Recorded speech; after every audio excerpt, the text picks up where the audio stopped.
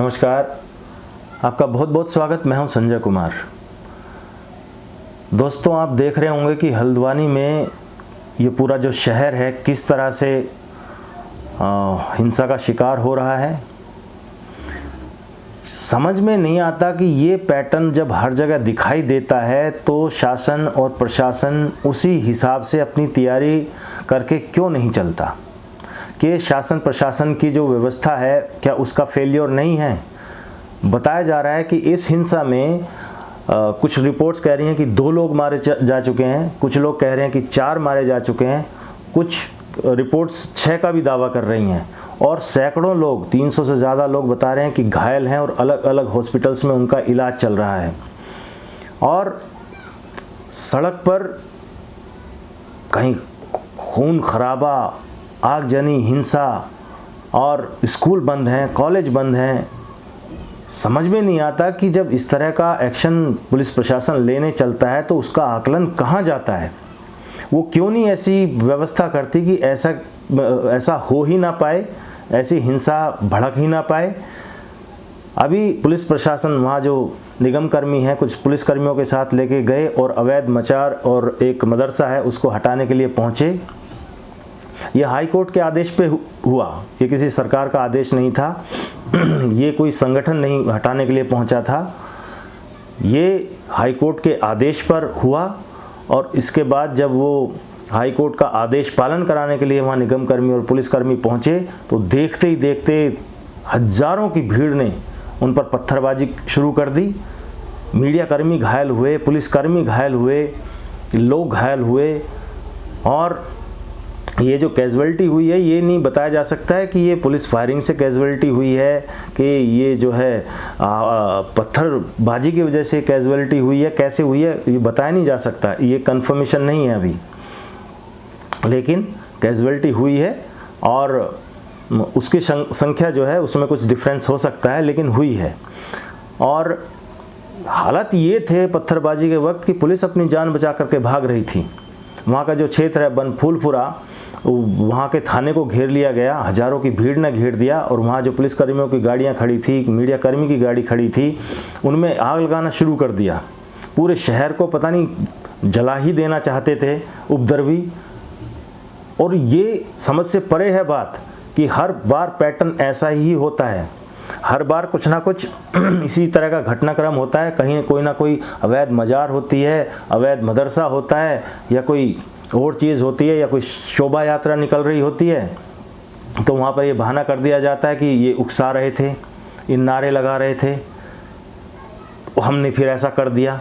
मुंबई में ऐसे ही हुआ, मेवात में ऐसे ही हुआ।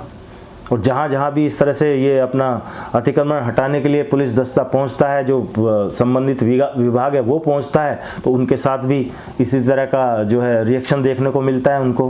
तो जब पुलिस प्रशासन को मालूम है कि इस तरह का रिएक्शन उनको देखने को मिलेगा तो वैसे ही पहले से व्यवस्था क्यों नहीं की जाती।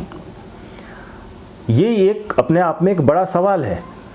आखिर ये तो मालूम होगा ना कि यहाँ किस तरह की आबादी है और किस तरह का विरोध हो सकता है।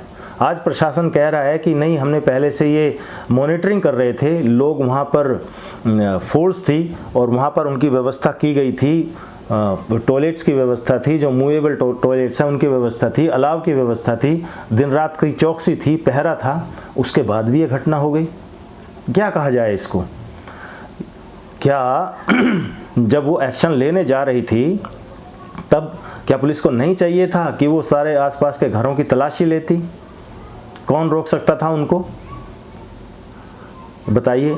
और कौन रोक सकता था? अगर कोई रोकता तो उसका भी फिर कानूनन इलाज किया जाता, कानूनन उसका भी उपाय करना चाहिए था, लेकिन वैसा कुछ नहीं हुआ। अब आखिर में सरकार को शूट एट साइट का ऑर्डर देना पड़ा। कर्फ्यू लगा हुआ है हल्द्वानी में। ये शहर बड़ा शांत था, हल्दू के पेड़ यहाँ पर बहुत ज़्यादा थे, इसलिए इसका नाम हल्द्वानी पड़ा। शांत फिजाती शहर की, बताया जाता है शहर हर किसी को गले लगाता है। लेकिन बृहस्पतिवार की रात अचानक ऐसा क्या हो गया, अचानक से हो गया कि देखते ही देखते ये पूरा शहर जो है आगजनी की चपेट में आ गया। तो ये अपने आप में एक बड़ा सवाल है। क्यों ऐसा किया जाता है कि बार बार वही चीज़ें सामने आती है, उनका कोई इलाज नहीं होता। जब ये अतिक्रमण हो रहा था, क्या उस वक्त जो भी वहाँ पर प्रशासन के लोग थे, अधिकारी थे, उनको नहीं दिख रहा था ये? उसी वक्त अगर इसको रोक दिया जाता तो क्या आज ये मंजर देखने को मिलता? तो ये बहुत ऐसे सवाल हैं, पूछने चाहिए उन लोगों से, उन अधिकारियों से भी जो उस वक्त मौजूद थे जब ये अवैध निर्माण हो रहा था। बुला के पूछना चाहिए कि आपके रहते ये कैसे हो गया था। या तो रिश्वत ली होगी, बिना रिश्वत के तो ये अवैध निर्माण हो नहीं सकता, तो उसके लिए कौन जिम्मेदार है? यही होता रहता है कि एक टाइम पे अवैध निर्माण होता रहता है, पुलिस प्रशासन उस वक्त आंख मूंद के अपना बैठा रहता है, और जब कोई ऐसी स्थिति आती है तो उसकी परिणति ऐसे होती है, उसका अंजाम ऐसे होता है।